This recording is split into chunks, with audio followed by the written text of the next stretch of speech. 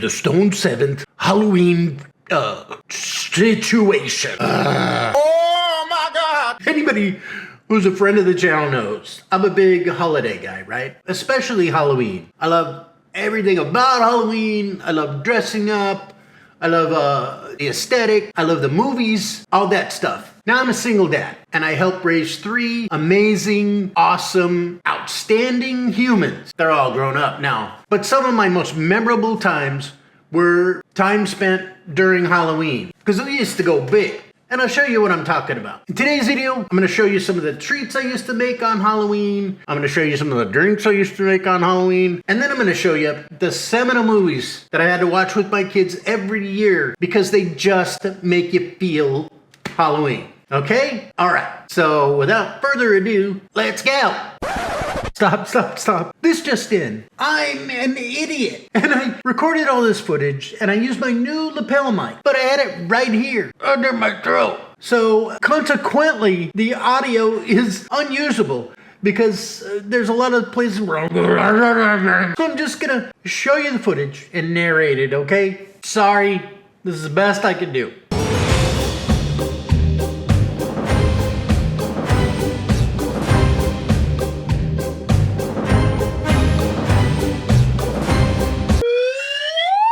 Now here I am talking about the drinks I'm going to make. Now, I'm no bartender, and the drinks I'm going to make are pretty simple, but they're pretty good, and they're, theme appropriate. My first drink I'm talking about is a whiskey apple cider.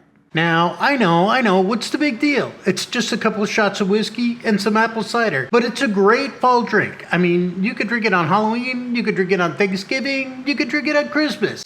It's a great fall drink. Me personally, I like to use Conor McGregor's Proper 12. I just thought it was a regular white label whiskey with Conor McGregor's name on it, but somebody bought me some and I really loved it. Get the fuck out of here! And I'm a Bushmills guy. For apple cider, you gotta use Martinelli's Sparkling Apple Cider because it's badass. For those of you who are unfamiliar with Martinelli's, it's like a champagne apple cider.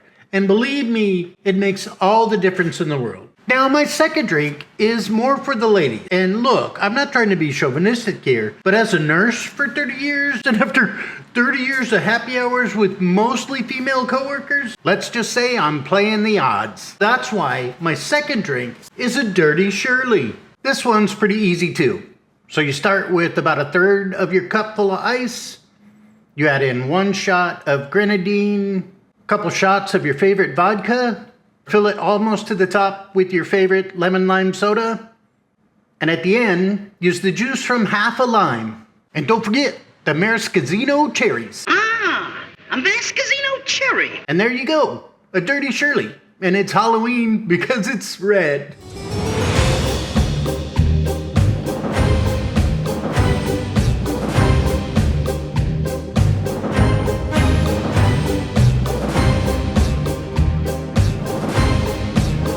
I don't know if you know what an Oreo cookie ball is or if you've ever had the chance to eat one, but I'm going to tell you something right now. They're delicious. Yeah, no shit, honey! Calm down. They're super easy to make. Just 4 ingredients. If you can hit buttons on the microwave, you can make this delicious treat in no time. Those 4 ingredients are Oreo cookies, 8 ounces of cream cheese, some meltable almond bark chocolate, and last, Reese's peanut butter chips, or you could use butterscotch chips, whatever you want to use. To start out, you want to take your Oreo cookies and you want to put them in a plastic Ziploc bag. Then throw them on the counter and beat the hell out of them with the rolling pin. You want to roll them out until it's the consistency of wet sand. Then you want to pour your crushed Oreos into your mixer. And you might have to rub the bag together to get everything off of the sides. Now, if you're smart, you'll have taken your cream cheese out and cubed it and let it sit at room temperature because it has to be at room temperature before you use it. Or you can just raw dog it like I did. It's still at room temperature, but I just tear it apart like a caveman. Now then, once you got your masticated cream cheese and your Oreo cookie wet sand in your mixer bowl, this is the point where you add your Reese's peanut butter chips. That's what you want right there. An Oreo cookie, cream cheese, peanut butter chip mud. Now you take this mud and you start rolling it up into balls. I got my balls in a bunch over here. Then you take your super easy to use almond bark chocolate and you melt it in the microwave. Now you can follow the directions on the package, but I find that usually a minute to a minute and a half gets the chocolate nice and easy to use. So now you drop your balls in the chocolate, you move them around until they're totally coated, you take them out, you put them on the wax paper, and then you sprinkle your holiday sprinkles.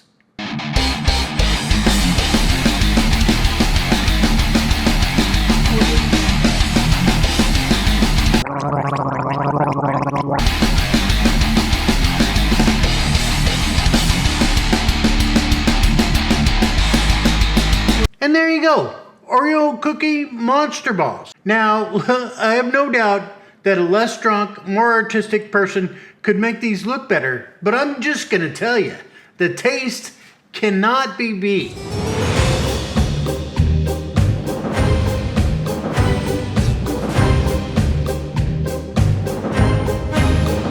Now this next one is so easy, it's almost criminal. And honestly, it's my favorite one because I like the sweet and salty. First, you get some Snyder's pretzel rods. Then you get your meltable almond bark chocolate and you coat them. Using a fork, you coat the pretzel rods with the chocolate, turning them as you coat them. Once you've got them laid out in the wax paper, you take your white almond bark chocolate, yes there's white, you melt it as says on the directions, and then you take a fork and you drizzle it over your pretzel sticks. And bada bang! You got yummy chocolate covered mummy pretzel sticks. Easy to make and super delicious. So there you go. You got your easy to make Oreo cookie balls that are awesome, and you got your chocolate covered mummy pretzel sticks. There you go. Halloween treats to your face. Oh, I also took the leftover chocolate, jammed some jumbo marshmallows onto sticks, and covered them in chocolate with little scary eyes.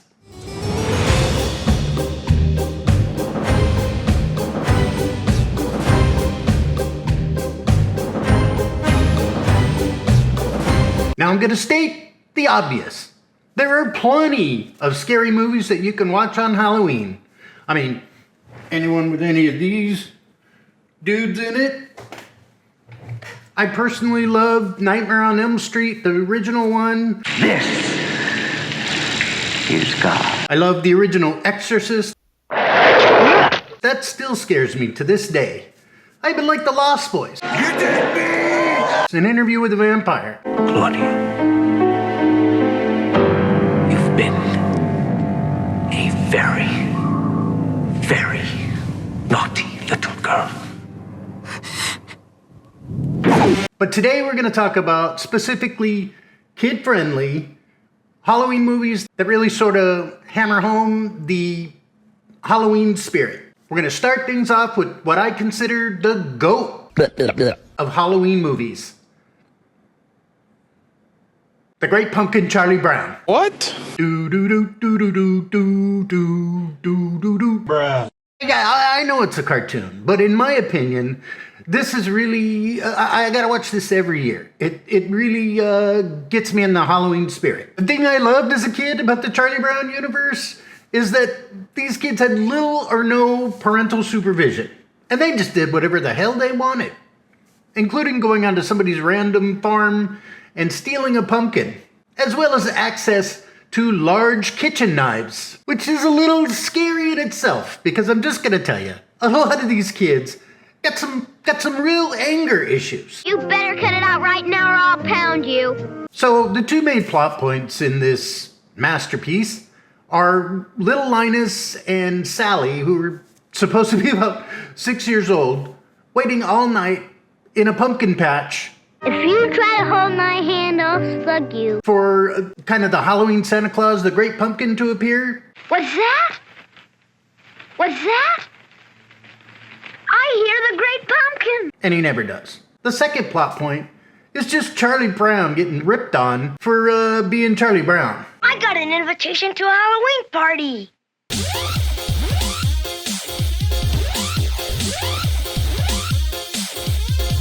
Charlie Brown, if you got an invitation, it was a mistake. Oh my God, bro. Oh, hell no, man. What the fuck? I don't know. You gotta root for a guy like that. And the whole town is in on it. Because when these kids go trick-or-treating, everybody gets candy except for Charlie Brown. Somehow the whole town has gathered rocks to give to Charlie Brown.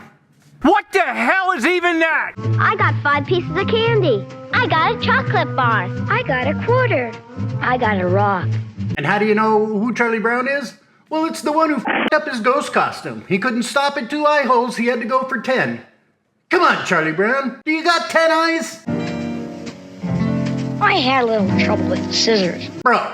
Anyways, it's not spooky or scary, but I just love the whole aesthetic of this show. I like that they go trick-or-treating.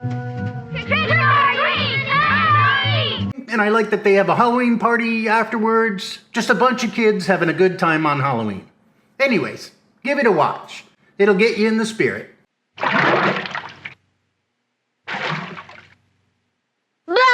My second must-watch, kid-friendly Halloween movie is actually a movie that's not directly about Halloween, but the vibe is about as Halloween as it gets.